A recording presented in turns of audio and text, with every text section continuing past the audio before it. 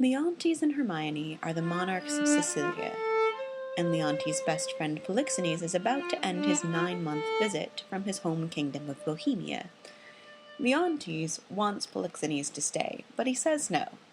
Hermione is nearing the end of her pregnancy, and when she insists Polixenes stay, he gives in and promises to stay longer. Suddenly, Leontes' beautiful marriage, his son, the child he's expecting, all of these things seem uncertain, and Leontes becomes convinced that his wife is sleeping with his best friend. He tells his thoughts to his right-hand man Camillo, whom he orders to poison Polixenes. Camillo is heartbroken he cannot convince Leontes these suspicions are false, and both Camillo and Polixenes flee the country. Leontes takes their flight as a confession of guilt, publicly accusing and arresting Hermione for adultery. He says, in front of even their little boy Bamillus, that she is pregnant with Polixenes' child. Hermione denies all these accusations, but is taken away.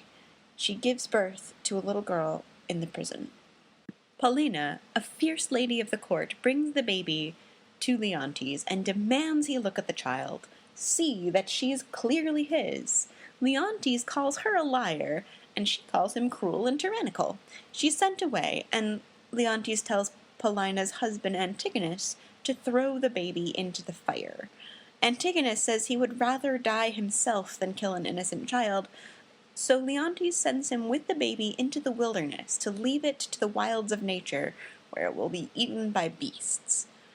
Cleomenes and Dion have been sent to get the oracle from Apollo for the suit against Hermione.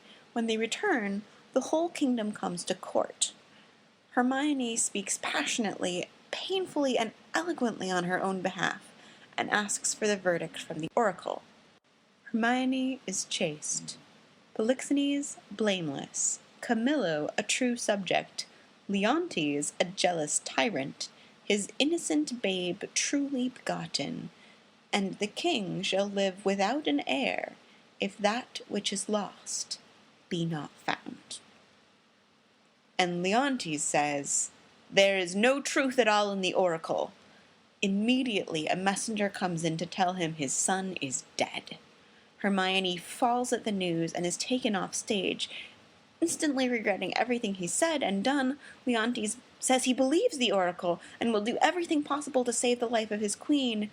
When Paulina returns, howling in grief, Hermione is dead, she says, and Leontes swears to live the rest of his life in penance for his crimes, and to visit a shrine to his dead family every day, regretting his cruelty and lack of faith in their honesty and love.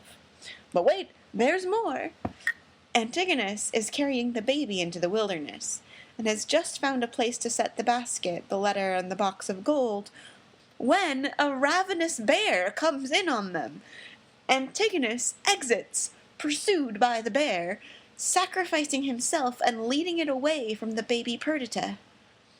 The clownish young shepherd sees the bear eating Antigonus, and his father, the old shepherd, finds the baby, and the letter, and the gold, and they are overjoyed to raise this miracle baby as their own. 16 years later.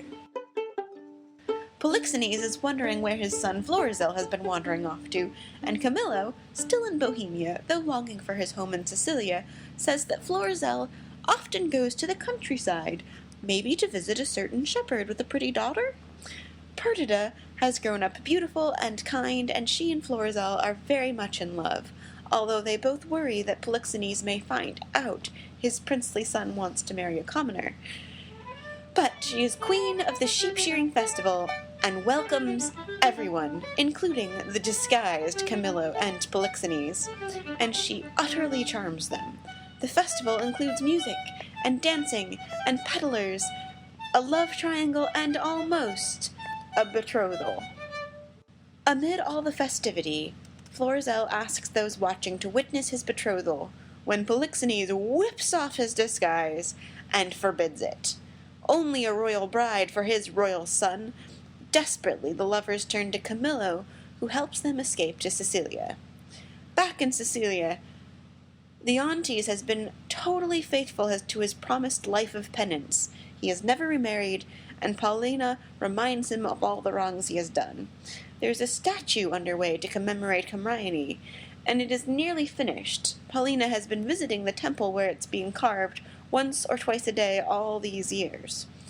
When Florizel and Perdita arrive, they pretend Perdita is a princess from another land, and that they are happily married, coming to visit him to express the goodwill between their countries. But while they're talking, an angry message comes telling that Perdita is just a shepherdess, and that Polixenes has come to make sure they do not marry. But what a surprise when the news finally breaks that Perdita is the lost princess. The two kings' children have, unbeknownst to them, fallen in love, and everyone is happy to be reunited. They all go to see the newly finished statue together, and as Paulina shows the statue and asks them to awake their faith, the music plays, and Hermione is a statue no longer, but the living queen. She embraces Leontes, exclaims over her lost child, and the play ends in a miracle of reconciliation.